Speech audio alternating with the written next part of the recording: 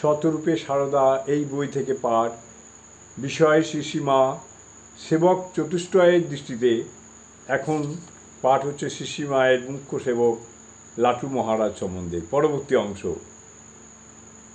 উত্তর জীবনে লাটু মহারাজ কত কথাই নাই বলতেন, সব কথার ফাঁকে ফাঁকে কিন্তু তার অনুপম মাতৃ অনুধ্যানও লক্ষণীয়।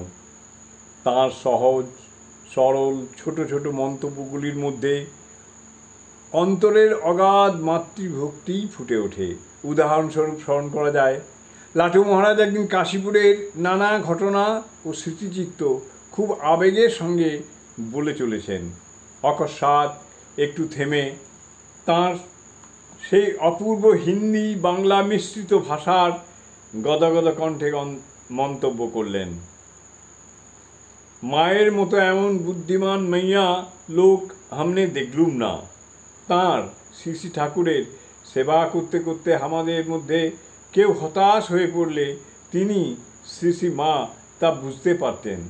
যোগিন ভাইকে দিয়ে বলে পাঠাতেন, ওকে হতাশ হতে মানা করো, তাঁর শরীর তো আজকাল একটু ভালো রয়েছে, এখন তো ঘায়ের মুখ বাহিরের দিকে হয়েছে।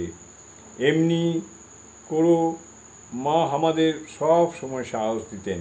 শ্রীরামকৃষ্ণের মর্ততনুত্যাগের কথা বলতে গিয়ে লাটু মহারাজ বলতেন, মা থাকতে না পেরে ঠাকুরের ঘরে এলেন এবং মা কালী গো, তুমি কি দোষে আমায় ছেড়ে গেলে গো বলে কাঁদতে লাগলেন।